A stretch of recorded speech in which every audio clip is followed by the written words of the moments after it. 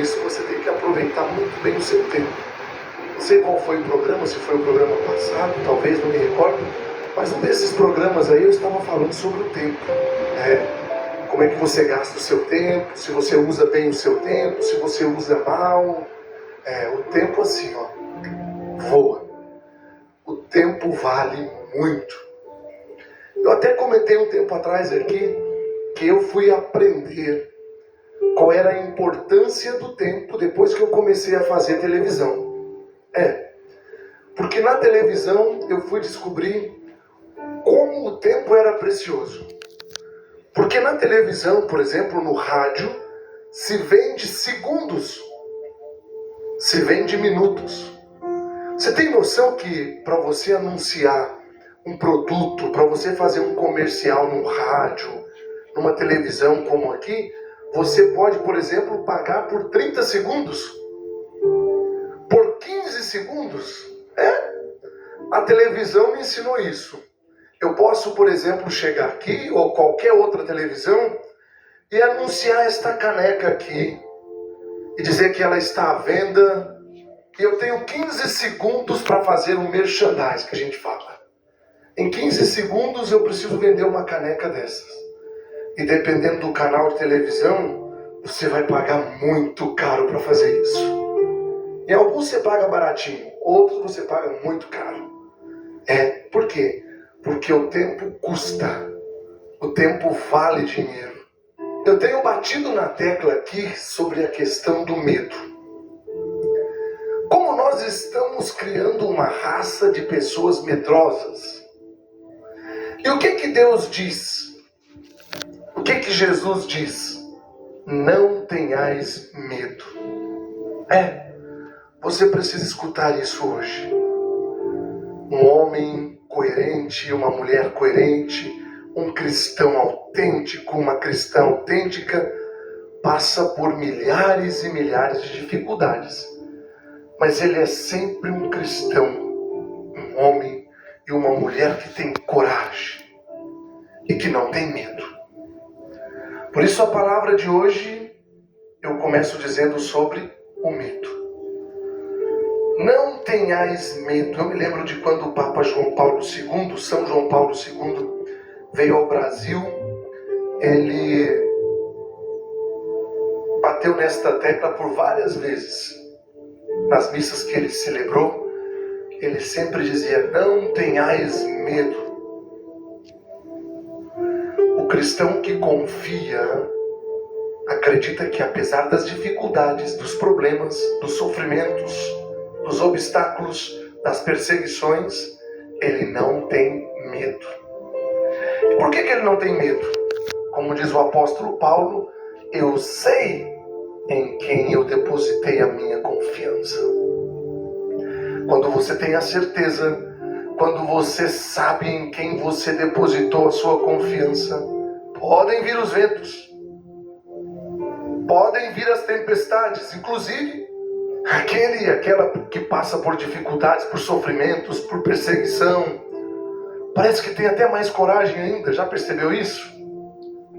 Eu sei que muitos de vocês estão tristes. Você que está me assistindo, talvez esteja angustiado, angustiada, embora com um sorriso no rosto, mas com o coração aflito. O coração não nega. Aliás, o medo faz com que você até não consiga enxergar a solução para esse determinado problema que você tem. Por quê? Porque uma pessoa triste, uma pessoa abatida, com a cabeça baixa, ela não consegue enxergar a luz. A tristeza, a angústia, a depressão, a raiva, o ódio, o rancor, todos esses sentimentos nos fazem perder a visão. Nos fazem perder de enxergar a luz no fim do túnel. Esses dias eu estava conversando com um professor meu, que me deu aula na filosofia 15 anos atrás, 20 anos atrás. É um grande filósofo. E ele estava falando do barulho. Ele disse assim para mim, Alessandro, nós vivemos num mundo que tem muito barulho. E todos os dias o barulho aumenta mais. As opções aumentam mais. E no meio do barulho, no meio meio das opções, no meio da confusão, a gente não consegue enxergar solução. Por isso que os filósofos, principalmente os filósofos mais antigos, eles buscavam o silêncio, se refugiavam.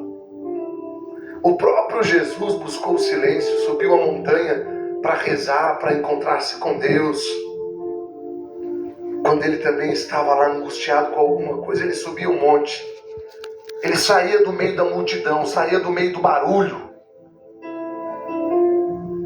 E aí ele se isolava para ter um encontro com Deus. Eu fiz isso algumas vezes, nesses últimos tempos. E vou fazer de novo. Agora eu vou me isolar por 10 dias, num retiro, para ter esse encontro pessoal com Deus. Sair do barulho, sair do meio da confusão, sair do meio do falatório, todo mundo fala uma coisa. Quando a gente dá ouvido para todo mundo, a gente não consegue escutar ninguém. Porque cada um tem uma opinião, cada um fala uma coisa. E o pior de tudo, a gente não escuta Deus. Para escutar a Deus tem que sair do barulho. Tem que sair do meio da confusão. Aí as coisas começam a clarear. Sempre que posso eu faço isso. Tem os momentos da minha oração, das minhas orações, em casa, na igreja. Mas eu gosto quando eu faço um retiro do silêncio. Só eu e Deus. Sem confusão, sem barulho. O único barulho que eu escuto às vezes é o da natureza. Do rio, da cachoeira, dos pássaros. Daí Deus fala e eu escuto. Para Deus falar, você tem que escutar. Como pode Deus falar e você escutar no meio da confusão, no meio do barulho? No meio do barulho você não escuta nada. Nem Deus. Deus está falando, mas você não está escutando, está no meio do barulho, no meio da confusão. E no meio dos sentimentos de tristeza, de angústia, de depressão, de ansiedade. Como pode escutar a Deus assim, com todos esses sentimentos? Deus está falando, mas você não consegue escutar. Nós somos seres humanos, nós somos frágeis, nas nossas fragilidades. No meio da confusão a gente não escuta. É preciso abrir o coração, os ouvidos, para escutar a Deus. Escuta, Israel, Javé teu Deus quer falar. Lá no Antigo Testamento, escuta. Escutar é muito mais importante do que ouvir. Porque quem ouve um barulho e muitas vezes entra pelo ouvido direito e sai pelo esquerdo. Escutar é mais do que ouvir. Quem escuta não escuta só com os ouvidos, mas escuta com o coração. Eis a diferença do escutar e do ouvir. Por isso que muitas crianças, que muitos filhos desobedecem os seus pais. Aí a mãe fica brava, vai brigar com a filha e diz: eu já te falei, você não ouviu o que eu falei. Ou melhor, você não escutou o que eu falei. Só ouviu. A criança ouve, entra no ouvido e sai pelo outro. Agora quando escuta, escuta com o coração. Por isso que o Antigo Testamento tem esse apelo. Escuta, Israel. Javé teu Deus quer falar. O dia que você abrir os seus ouvidos do coração para escutar a Deus, tudo vai ser diferente. Aí você não vai se arrepender de ter tomado aquela decisão. Porque aquela decisão foi uma decisão sábia. Uma decisão tomada na sabedoria de Deus. Que fala e você escuta. Você precisa ter coragem para fazer isso. Para você achar a luz no fundo do túnel, você precisa ter coragem. E a minha proposta hoje para você é exatamente essa. Coragem. A palavra coragem, dividida em duas, cor-age. Agir com o coração. Quem é corajoso, quem é um homem corajoso, quem é uma mulher corajosa, age com o coração. Cor-age. Cor é coração. Age de ação, de agir. Quem tem coragem, age com o coração. Quem age com o coração é porque escutou com o coração e não com esse ouvido só. Por isso que os homens corajosos, as mulheres corajosas, são capazes de fazer coisas absurdas. Alguém diz para mim assim: nossa, Padre Alessandro, o senhor é um padre muito corajoso. Olha o que o senhor faz. Tem que ter coragem para fazer o que você faz. Um dia desses, um padre amigo meu de Brasília falou isso para mim. Eu queria ter a coragem que você tem.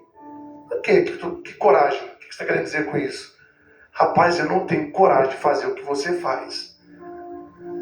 Colocar um chapéu, uma bota, se vestir de branco e encarar milhões de pessoas que estão te assistindo na televisão. Coragem!